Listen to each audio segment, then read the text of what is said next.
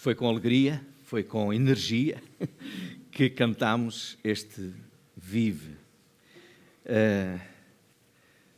Leão da tribo de Judá, a música que acabámos de cantar.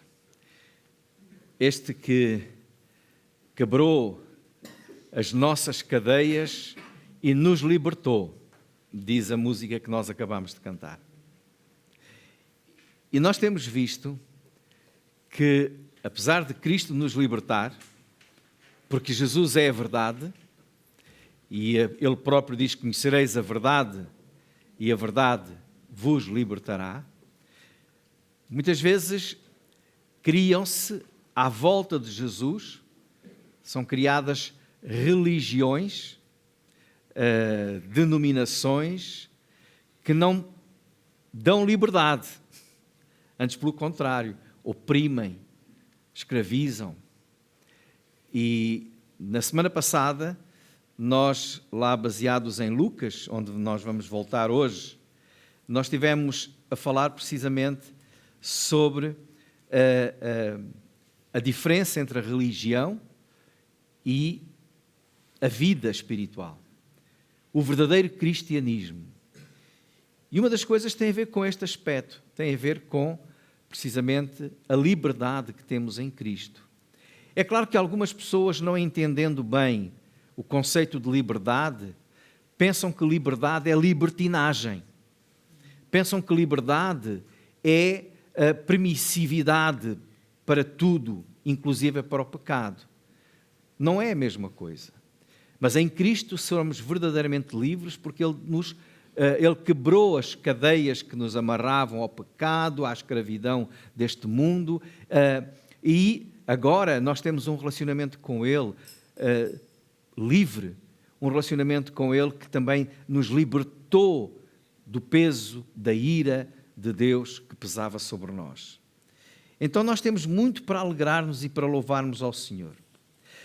Mas acontece que a igreja primitiva, desde o princípio, foi como que, eu não diria invadida, mas penetrada por aqueles religiosos que tentaram sempre trazer escravidão, opressão e mesmo antes de a igreja começar a expandir-se, ainda no tempo de Jesus, nós vemos Jesus a advertir e a criticar, a denunciar este tipo de pecado. Então, dando seguimento àquilo que foi a leitura do domingo passado, nós vamos abrir então a Bíblia em Lucas, capítulo 11, para vermos o Senhor a falar. Ele falou dos fariseus primeiro, e vimos isso no domingo passado. Ele falou dos fariseus e agora vai falar para os mestres, os doutores da lei, os escribas. E o Senhor diz assim, Lucas 11, versículo 45. Respondendo um dos doutores da lei, disse-lhe: Mestre, quando dizes isso, também nos afrontas a nós. Então, o que é que Jesus tinha dito? Jesus tinha falado dos escribas fariseus que escravizavam, que eram como sepulturas, só tinham morte. Eles contaminavam mais do que contribuíam para a purificação das pessoas. Então os mestres, os doutores da lei, os escribas, aqueles que interpretavam a lei e que diziam ao povo como é que se deveria pôr em prática essa lei, eles ficaram ofendidos. Pelo menos houve aqui um que ficou muito ofendido e disse: Mestre, quando dizes isso, também nos afrontas a nós. E ele lhe disse: Ai de vós também, doutores da lei, porque carregais os homens com cargas difíceis de transportar, e vós mesmos nem ainda com um dos vossos dedos tocais essas cargas. Ai de vós, que edificais os sepulcros dos profetas, e vossos pais os mataram. Bem testificais, pois, que consentis nas obras dos vossos pais, porque eles os mataram, e vós edificais os seus sepulcros. Por isso diz também a sabedoria de Deus: profetas e apóstolos lhes mandarei, e eles matarão uns e perseguirão outros, para que desta geração seja requerido o sangue de todos os profetas que desde a fundação do mundo foi derramado. Desde o sangue de Abel até ao sangue de Zacarias, que foi morto entre o altar e o templo. Assim vos digo, será requerido desta geração. Ai de vós, doutores da lei, que tirastes a chave da ciência. Vós mesmos não entrastes e impedistes os que entravam. E dizendo-lhes ele isso, começaram os escribas e os fariseus a apertá-lo fortemente e a fazê-lo falar acerca de muitas coisas, armando-lhe ciladas, a fim de apanharem da sua boca alguma coisa para o acusarem. Então, como vê, aqui temos agora os doutores da lei. O Senhor vai dirigir-se, em particular, aos doutores da lei. E a primeira acusação que Jesus aqui faz, a primeira denúncia que Jesus aqui faz, é que eles mataram os profetas de Deus. E podíamos pensar assim, mas eles não mataram ninguém ainda, não é? Bom, mas como vemos no texto, já estavam a preparar-se para matar Jesus, não é? João Batista já tinha sido posto na prisão. O que acontece é que estes homens eram homens que carregavam as pessoas de leis, de regras, e eles não cumpriam sequer isso. Erigiam, diz o Senhor, túmulos em homenagem aos profetas, aos seus antepassados, mas eles também não cumpriam aquilo que faziam, ou estavam cúmplices desses mesmos homicidas do Velho Testamento. Mas vamos analisar o texto, começando então no versículo 46. Diz aqui, ai de vós, doutores da lei, os intérpretes da lei, aqueles que ensinavam, eram eruditos, eram pessoas responsáveis por ler, por explicar, por escrever, por interpretar e ensinar a lei dos judeus. E esta prática era uma prática muito importante. Jesus não está a desvalorizar a prática de ensinar. Aliás, na igreja, também o Senhor colocou uns como mestres, uns como pastores, fala lá como doutores. Então, não é desprezado por Deus a ideia de ter alguém capacitado para ensinar. O que Jesus aqui está a dizer é que vocês carregam as pessoas com a vossa interpretação, com a vossa forma de ler, de ver o que está no texto, à vossa maneira, mas vocês não fazem nada disso. Então havia um grande distanciamento entre aquilo que eles ensinavam e aquilo que eles viviam. Portanto, apesar de ser uma prática importante, prática é essa que o Senhor tinha ordenado já no livro de Neemias, os irmãos que lembram a história de Esdras e de Neemias, lá no capítulo 8, no versículo 9 de Neemias, quando o Senhor mandou juntar o povo, que fosse lida a palavra, que fosse explicada, para que eles pudessem entender qual era a vontade de Deus, onde é que eles erraram, levá-los ao arrependimento, a quebrantarem os seus corações diante de Jesus, diante do Senhor. E desde essa altura que esta prática continuou. Só que estes doutores da lei foram acrescentando coisas. Com o passar dos anos, eles somaram e acrescentaram interpretações, aplicações de como é que se aplicava, regulamentações, até criaram algumas seções que não tinham qualquer fundamento bíblico, e muitas vezes aquilo que eles diziam ganhava mais importância do que o que estava escrito na lei de Deus. E isso acontece em muitos lugares. Às vezes nós dizemos assim, isso aconteceu na Igreja Católica. Aconteceu e acontece, onde aquilo que são as decisões dos concílios da Igreja, as encíclicas do Papa, acabam por ter mais força e mais valor do que aquilo que está escrito na Bíblia. Mas também no meio evangélico isso acontece muitas vezes. E acontece às vezes pior, porque muitas vezes o que acontece é a vontade de um homem, a interpretação de um homem, de um pastor, que conduz as pessoas numa prática em que nada tem fundamento, ou muito pouco fundamento tem na Bíblia, mas é a sua interpretação. Então, o problema destes eruditos é que eles eram teóricos da fé. Eles apenas criavam leis pesadas, carregavam o povo, exerciam domínio até sobre o povo e colocavam-se assim numa posição superior aos outros e obrigando as pessoas a viverem na dependência deles. Ou seja, eles não ensinavam a palavra de Deus para que cada um deles pudesse ser guiado pelo Espírito do Senhor a entender, mas o que eles faziam era é assim e é assim, não é? E se não sabem, venham perguntar a mim. E até era importante que ficassem na ignorância, para sempre estarem dependentes desses mesmos eruditos. Ora, não deve ser assim na Igreja de Jesus. Aqueles que têm a responsabilidade de ensinar, devem ensinar a palavra, mostrar o que a palavra diz, porque para isso receberam o dom de Deus. Porque há, na lista dos dons, o dom de ensino.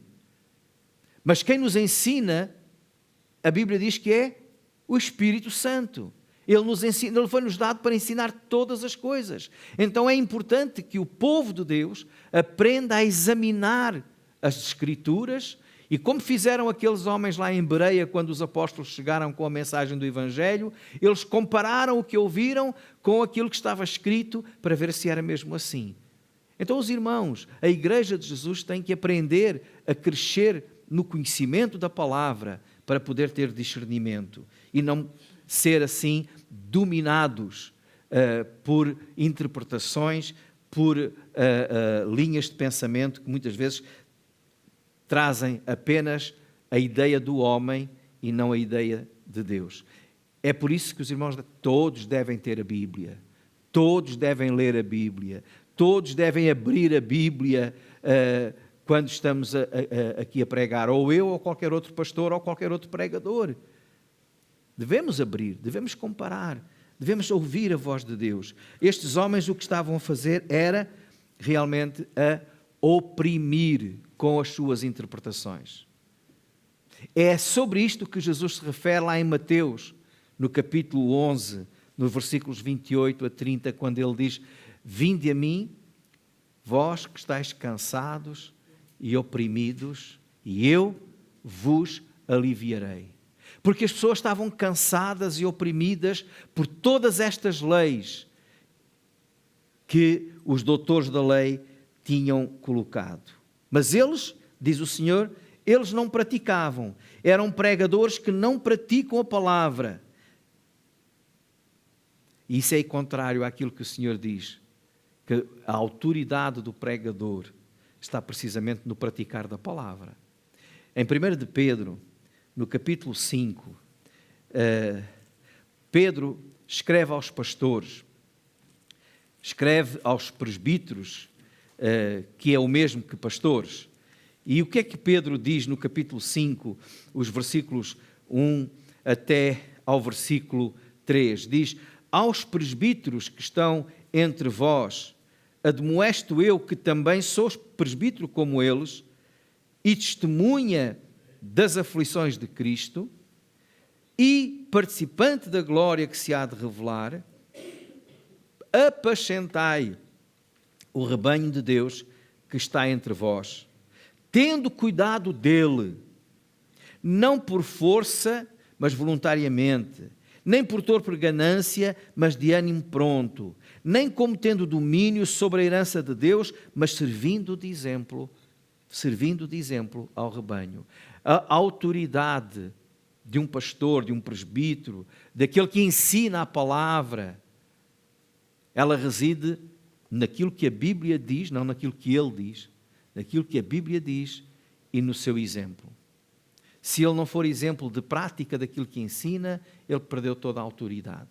Mas muitos, esquecendo-se disso, fazem valer a sua palavra E ainda hoje, cada vez mais nós notamos isso, oprimindo as pessoas com as suas regras e tendo domínio. Às vezes esse domínio não é com força física. Aliás, ainda bem que não é, não é? Mas é um domínio psicológico, é uma espécie de chantagem espiritual. Cuidado, contra mim ninguém pode falar nada, porque eu sou o ungido do Senhor. Não é o que muitos dizem? E os outros crentes não são ungidos também? Todo aquele que é crente tem o Espírito Santo.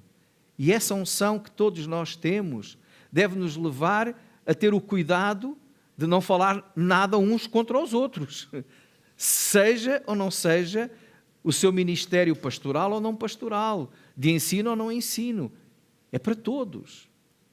Mas muitos destes homens acabam por oprimir as pessoas, meter medo, cuidado porque vão ser amaldiçoados se não fizerem como eu digo, e alguns vão ao ponto, irmãos, e isto é sendo ridículo, é verdade, vão ao ponto de até quase que quererem dominar na vida das pessoas, dizendo o negócio que podem fazer, o que não podem, com quem podem ou não podem casar, onde é que devem, olha, aquela menina é que é a menina para tu casares, não cases com essa, porque essa não... Então, e alguns ainda vão para além daquilo que é racional, não é?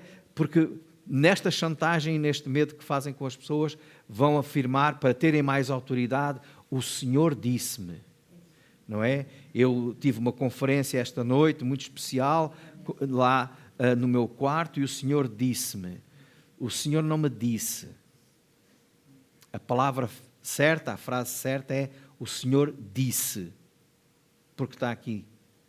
É aqui que está, na palavra de Deus. Então, estes homens eram aqueles que se arrogavam dos donos da verdade e por isso mesmo eles sobrecarregavam os outros, mas eles não cumpriam com aquilo que diziam.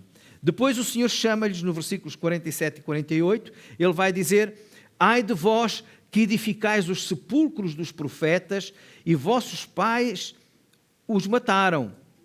Bem testificais, pois, que consentis nas obras dos vossos pais. Eles eram iguais àqueles aos seus antepassados que tinham matado os profetas, os enviados de Deus, porque eles estavam a fazer o quê? O que o Senhor aqui diz era aquilo que eles estavam a fazer, a erigir túmulos, a edificar túmulos, homenagens àqueles profetas, não é? Como uma espécie de estátuas, não era bem as estátuas, porque não o faziam, mas vamos pôr aqui o túmulo bem bonitinho, em memória do profeta Isaías, ou em memória do Malaquias, ou do Zacarias, ou qualquer outro, e eles faziam isso, mas a verdade é que o Senhor diz: vocês são iguais, vocês estão a edificar os túmulos, mas vocês também estão a matar. Eles procuravam mostrar que eram diferentes e que os profetas foram mártires, mas nas mãos dos seus antepassados, mas eles continuavam a rejeitar a pregação dos profetas de Deus. Eles eram iguais, eles eram pregadores mestres que rejeitavam a palavra de Deus, porque eles não ligavam àquilo que os profetas diziam. Continuavam a não ouvir os profetas, porque se eles tivessem ouvido os profetas, eles tinham entendido o ministério de Jesus, e eles não entendiam o ministério de Jesus. Se eles realmente dessem crédito aos profetas do Velho Testamento, aos profetas que os seus antepassados tinham matado, a sua pregação e a sua postura referente a Jesus teria sido diferente, mas o seu coração estava fechado. Eles tinham o mesmo espírito que os seus antepassados. E isso viu-se ao rejeitarem a mensagem de João Batista. Isso viu-se logo aqui neste texto. Jesus acaba de falar e o que é que eles fazem? É interessante, irmãos. O versículo 53 e 54 diz: e dizendo Jesus isto, começaram os escribas e os fariseus a apertá-lo fortemente e a fazê-lo falar acerca de muitas coisas. A apertá-lo aqui no sentido de a pressioná-lo com muitas coisas. Diz lá, então, e sobre isto, sobre aquilo. Mas qual era a intenção? Armando-lhe ciladas, a fim de apanharem da sua boca alguma coisa para o acusarem. Ou seja, os profetas, mártires, vamos fazer aqui um túmulo que seja um bom memorial em honra desses homens, mas o seu coração era igual ao coração dos seus antepassados para matar esses profetas. Então o Senhor diz, desta geração vai ser requerido o sangue de todos os profetas que desde a fundação do mundo foi derramado, desde o sangue de Abel até ao sangue de Zacarias, que foi morto entre o altar e o templo. Assim vos digo, será requerido desta geração. O que Jesus está a dizer é que todo o Velho Testamento está repleto de relatos, desde o Gênesis, Abel, não é? Até 2ª de Crónicas, porque na distribuição dos livros dos judeus, na Bíblia dos judeus, o último livro não é Malaquias, como o nosso. O último livro é 2ª de Crónicas. E é em 2ª de Crónicas que está relatado este texto aqui, este episódio de Zacarias. Então o que Jesus está a dizer é que desde o Gênesis até 2ª de Crónicas, desde o princípio ao fim do Velho Testamento, tem havido esta postura de oposição, de rejeição da palavra de Deus, e eles estão a cometer o mesmo erro. Eles estão também a rejeitar a palavra de Deus. Então, aquilo que está relatado em Gênesis 4 e aquilo que está relatado em 2ª de Crónicas 24, que é o último profeta que é citado como tendo sido martirizado, mostra rejeição da palavra de Deus. Infelizmente, irmãos, nós podemos ser iguais a estas pessoas. Sempre que nós rejeitamos a pregação bíblica, sempre que nós rejeitamos o ensinamento e a exortação do Senhor, sempre que nós apenas procuramos a nossa vontade dentro da Bíblia, e isso pode ser feito. Há duas maneiras de nós olharmos para a palavra de Deus. Uma é abrir a palavra de Deus, lê-la e receber o que o Senhor tem para nós. A outra é ter uma ideia daquilo que a gente quer e depois ir à procura na Bíblia de apoio para essa ideia. Quer dizer que vocês vão encontrar apoio para as suas ideias. Porque o próprio diabo encontrou. O próprio diabo disse, está escrito, só que ele usou as partes que lhe interessavam. Por isso é que Jesus respondeu, mas também está escrito. Então nós temos que ter cuidado, não é em ir, eu acho que deve ser assim. A Bíblia falará sobre isto, então nós vamos à procura se deve ser assim. E vamos encontrar. Não é assim. É ler a Bíblia e ver o que é que ela diz. É na pregação a mesma coisa. É ler a Bíblia e ver o que é que ela diz. Senão nós estamos a rejeitar a palavra de Deus. Tiago, no capítulo 3 e no versículo 1, Tiago, capítulo 3, lá quase para o fim do Novo Testamento, diz assim, meus irmãos, muitos de vós não sejam mestres, sabendo que receberemos mais duro juízo. Ou seja, muitos não queiram ser como estes doutores da lei, que só querem ensinar, mas não vivem. Aquele que ensina tem a obrigação de saber. E se tem a obrigação de saber, então o juízo que vão sofrer, a exigência vai ser maior. Imaginem fazermos um concurso sobre problemas de matemática, não é? Sobre problemas de matemática. E fazem uma pergunta sobre matemática a mim, que não percebo nada de matemática. Eu acho que têm que ser um bocadinho mais tolerantes, porque eu não estudei muita matemática. Mas se fizerem à irmã Ariadne, que é professora de matemática, têm que ser mais críticos se ela falhar. Aliás, se ela falhar, ela vai dizer, que vergonha, não sei isto. Então há muitos pregadores e muitos professores da Bíblia que às vezes deviam dizer assim, que vergonha, eu estou a falar nisto e eu não faço. E o que a Bíblia diz é que vamos receber mais duro juízo. E há muita gente hoje que só quer ensinar, não quer aprender. E todos nós temos muito ainda para aprender e para crescer. E aprender uns com os outros. Finalmente, irmãos, no versículo 52 de Lucas 11, vamos ao fim, diz: ai de vós, doutores da lei, que tiraste a chave da ciência, vós mesmos não entrastes e impedistes os que entravam. O que é que Jesus está aqui a dizer? É o outro erro. Primeiro, era eles sobrecarregarem e não fazer. Era eles elogiarem os profetas, mas tinham o mesmo espírito. E agora é eles apoderarem-se. Aqui, quando diz, tiraste a chave da ciência, eles apoderaram-se da chave da ciência. Ou seja, o que eles disseram foi, somos nós é que abrimos o vosso entendimento. Nós somos aqueles que sabemos e nós é que vos dizemos como é que é. E mais ninguém pode. Mais ninguém pode. Só nós é que podemos, porque tudo aquilo que os outros que não forem reconhecidos, os que não são rabis, os que não são escribas, os que não são mestres reconhecidos, esses não sabem nada, portanto nós é que temos. Só que o que o Senhor diz é assim, vocês apoderaram-se dessa prerrogativa de ensinar, mas vocês não entram, ou seja, vocês não receberam sabedoria, não são sábios e estão a ensinar mal. Ou seja, estão a impedir que outros que pensam que vocês têm a chave, que é a chave para entrar num grande edifício, é apenas a chave para a arrecadação e nada mais.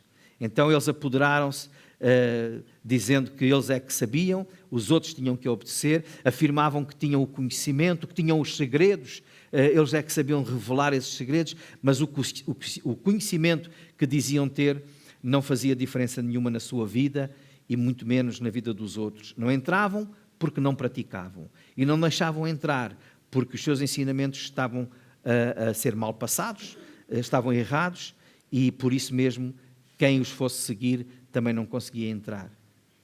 Alguns levavam até mesmo o povo a pecar em vez de os aproximar de Deus. E isso ainda podemos ver no profeta Oseias, o profeta Oseias falando sobre esse assunto.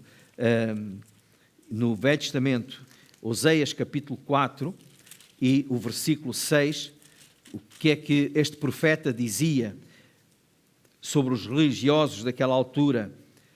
Oseias 4, 6, o meu povo foi destruído porque lhe faltou o conhecimento.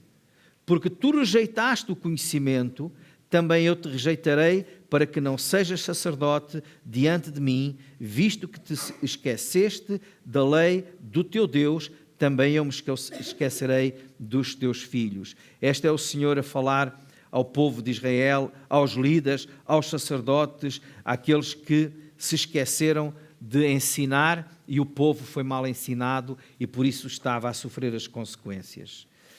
Irmãos, esta mesma mentalidade hoje acontece, como os irmãos sabem. Mestres que se sentem os únicos portadores da verdade, são os que têm a capacidade especial, segundo eles dizem, criam dependências das pessoas, as pessoas ficam dependentes deles, mas eles não ensinam a verdade. A chave que têm está enganada, porque a chave é Jesus.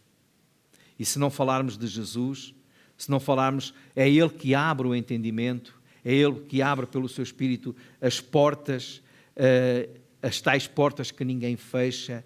Então, e essas portas são as portas do Evangelho.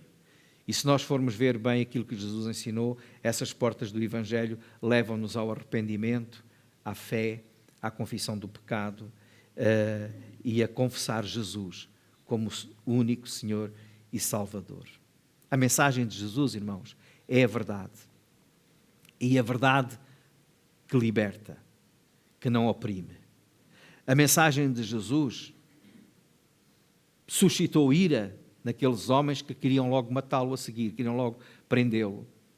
A mensagem de Jesus hoje também vai suscitar ira, vai suscitar em algumas pessoas um sentimento de adversidade contra nós. Mas foi essa a palavra que o Senhor nos mandou pregar, anunciar, e não apenas aos pastores, a todos os seus filhos.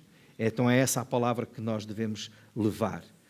Palavra de arrependimento e palavra de graça, porque a salvação é pela graça. E não só a palavra, mas a vida. Se eu prego a graça, eu tenho que viver a graça, porque senão eu sou uma desgraça. Que o Senhor vos abençoe.